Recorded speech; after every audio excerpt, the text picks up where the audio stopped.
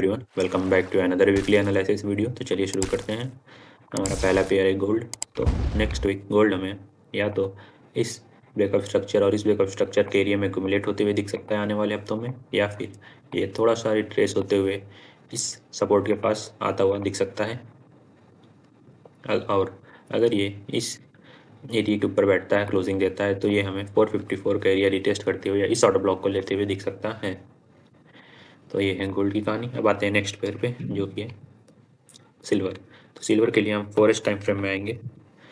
Forest time frame में आप देख सकते हैं कि अभी तक इसने ना तो अपना कोई स्विंग लो ब्रेक किया है, ना ही अपना स्विंग प्रीवियस स्विंग हाई, तो ना ही नीचे की तरफ ब्रेकअप स्ट्रक्चर दिया है। तो ये अभी तक इस एरिया के ऊपर है। अगर ये इस ऑर्डर ब्लॉक के ऊपर जाता है आने वाले हफ्तों में, तो ये हमें वापस से 80 के एरिया रिटेस्ट करते हुए दिख सकता है। और अगर नीचे की तरफ ब्रेकअप स्ट्रक्चर दे देता है, तो ये हमें 66 या 60 के एरिया रिटेस्ट करते हुए दिख सकता है।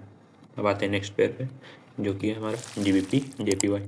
तो ये डेली टाइम फ्रेम में आपको दिखाऊं तो जीबीपी जेपीवाई अभी पिछले कुछ दिनों से इस एरिया में एक्यूमुलेट हो रहा है। तो अगर इस रेंज के ऊपर बैठता है तो हमें ये 213 का एरिया दिखा सकता है आने वाले वीक्स में, या फिर इस एरिया का रिटेस्ट करते हुए दिख सकता है, जो कि आएगा 208 का ब्रेकअप स्ट्रक्चर एरिया। तो मोस्ट प्रोबेबल चांस है कि मुझे लगता है अभी ये इसी रेंज में एक्यूमुलेट होगा 1-2 हफ्ते, तो उसके बाद ब्रेकआउट दे तो अच्छा पंप आए। अब आते हैं नेक्स्ट पेयर पे, जो कि है यूएसडी जेपीवाई। यूएसडी जेपीवाई की भी सेम कहानी है थोड़ी थोड़ी। अगर इस एरिया को ये ब्रेक करता है तो हमें ये अपने previous all time high area के पास दिख सकता है।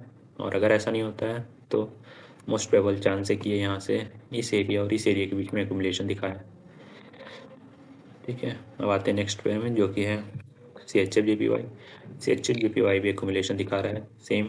तो अगर ये रेंज ब्रेकआउट होती है तो 200 का एरिया दिख सकता है, और अगर नीचे की तरफ ब्रेकआउट होती है तो हमें ये इस एरिया का रिटेस्ट करते हुए थोड़ा सा और नीचे जा सकता है।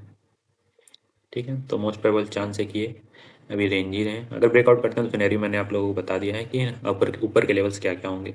ठीक है, तो इस एरिया में अभी तक ये रेंज कर रहा है, तो मोस्ट प्रोबेबल चांस है नेक्स्ट वीक भी रेंज में काट दे। तो देखते हैं, अगर इसका ब्रेकआउट देता है तो ऊपर का लेवल ये रहेगा और नीचे का ये ब्रेकआउट स्ट्रक्चर एरिया बचा हुआ है। आते हैं नेक्स्ट पेयर पे, यूरो यूएसडी अपनी इस ऑटो ब्लॉक को लेने जा रहा है। ठीक है, इस ऑटो ब्लॉक लेने के बाद ये रिवर्सल दिखा सकता है, या फिर थोड़ा सा यहाँ से भी रिट्रेस होते हुए ऊपर की तरफ फिर नीचे आए। तो आने वाले हफ्तों में ये हमें इस एरिया को रिटेस्ट करते हुए दिख सकता है। अब आते हैं नेक्स्ट पेयर में, जीबीपी अपने ऊपर वाले ऑर्डर ब्लॉक के लिए कोशिश कर रहा है। तो नेक्स्ट वीक हम चांसेस है कि ये इस एरिया को टेस्ट करे, जो कि 1.36500 का एरिया आएगा। और अब आते हैं नीचे आता है तो जीबीपी इस एरिया में होल्ड कर लेगा। ठीक है, क्योंकि इसके नीचे जाने का कोई सेंस नहीं बनता है, तो मोस्ट प्रोबेबल चांस है रेंज बना के ब्रेकआउट देते तो 1.36 का एरिया आ जाए। अब आते हैं नेक्स्ट पेयर में, जीबीपी ऑड की कहानी क्या है। तो ये साफ सीधी बात है कि इस एरिया की लिक्विडिटी स्वीप करने जा रहा है। ठीक है, इस स्विंग लो की लिक्विडिटी स्वीप करके ही रिवर्स होगा।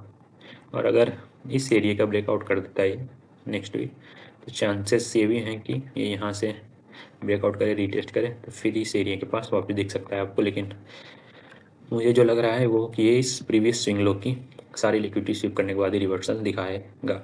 तो इसी के साथ वीडियो खत्म होती है, एंड थैंक्स फॉर वॉचिंग।